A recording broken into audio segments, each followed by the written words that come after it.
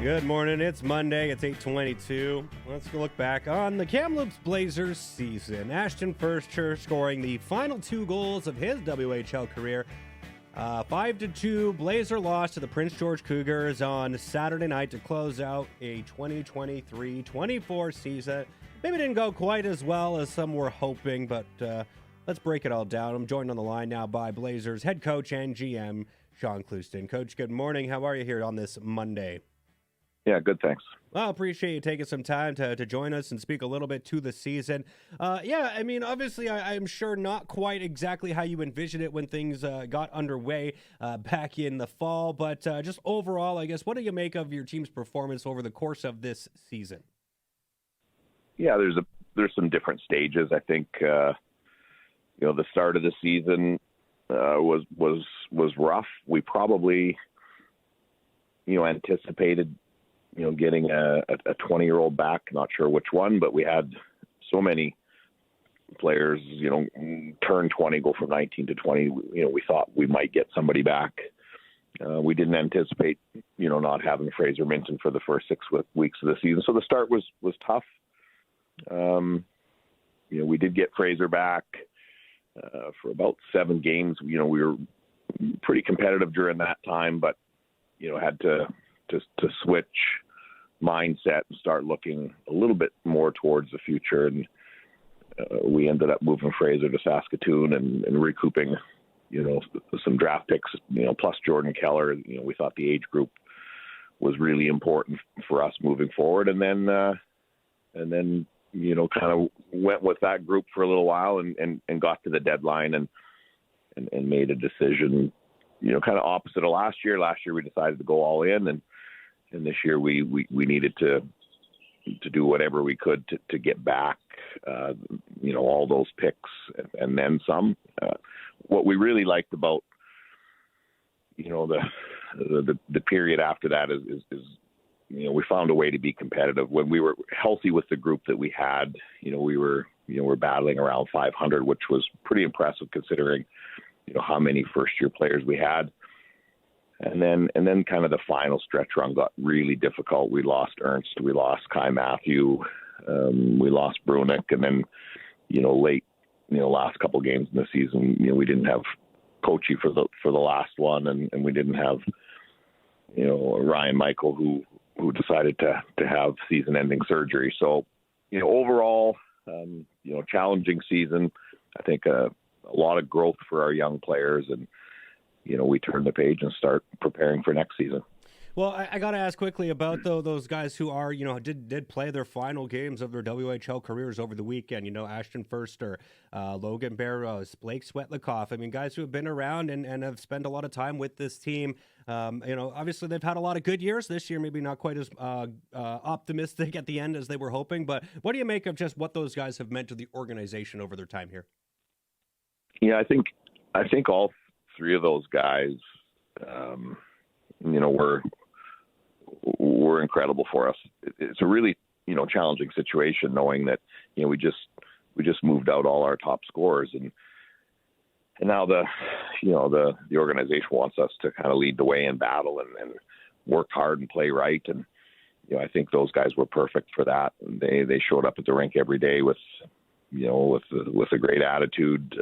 They led the way on and off the ice. They battled hard every night, and that's a tough situation to go through. I mean, it's you can get to a situation where you have players and they're disappointed. They're not looking at playoffs, and for me, nobody threw in the towel. We continued to battle right down to the final period. We were tied in PG. Furster tied it up, but actually had a chance, just missed on his hat trick opportunity. So no, we're real grateful for those 3 guys and what they meant, to the organization, especially down the stretch this year. So with that sort of leadership group now on the way out, I mean, what do you look to next year to try to fill the void? I mean, we had, obviously, you mentioned a number of guys who were shipped out, who were a part of that leadership group. Then you sort of had the next wave with, Logan Barrows taking over the captaincy there. And now you're going to have to do another kind of transition into next season. How do you feel that your squad is shaping up in terms of its leadership group looking ahead to 24-25? Yeah, that's a good question. I mean, we're in the middle of exit meetings. We got through majority of the team yesterday, and we'll finish up with some of the older guys this morning. But one of the things we ask everybody that's heading home is who's going to take over, who's our leaders for next year. So we've got some real good feedback there. Emmett Finney wore a letter, Jordan Keller, Ryan Michael, Harrison Brunick is a 17-year-old player, turning 18, but he's a guy that we believe can step up and help lead the charge. We've also got the opportunity to add a couple 20s. We ended up with extra picks, and we'll look long and hard and make some decisions and look to acquire a couple of 20-year-olds that we believe have character, have good work ethic that can help us on and off the ice. Well, I will wrap up here, and I know the season just ended, so I don't like to try to look ahead too far. But just I did have assistant GM Tim O'Donovan on Friday, and I sort of asked him, hey, once you look ahead to the offseason, it's a little bit more of a clean slate this year compared to what you've seen in previous years, given all the draft picks you have. You mentioned the 20-year-old positions that are open to be filled here. How do you feel about the flexibility moving forward? I mean, you talked a little bit about the group that we've seen really have quite a bit of success in the back half of the season and the transition they'll have into next year, but there's still a lot of holes to fill as you look towards the summer. Yeah, I think what acquiring the number of picks, the quality of picks, in the trades, it allows us to kind of operate business as usual. And what that means is, if there's a situation during the season where you feel that we need to add something, we need to solidify the back end, we need to look at depth up front. We're not handcuffed. We can take a look at everything, and if we need to use a pick to acquire a player, that option is there. So we're excited. I mean, the draft picks, the players we're picking this year are just finished their 14-year-old season. They're 15 next year, so that's a little bit down the road, but. As I mentioned, we can acquire 20s. We can look at using other picks to add depth players if we feel that there's areas of our team that we'd like to improve.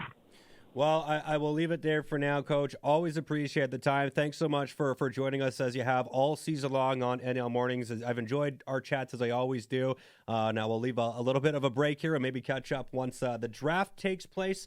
But until then, enjoy a little bit of downtime here after what was, I think a good season overall, especially like I said at the end there. The second half I thought was pretty darn fun to be a part of. So appreciate the time. Thanks for this, and we'll do it again down the road.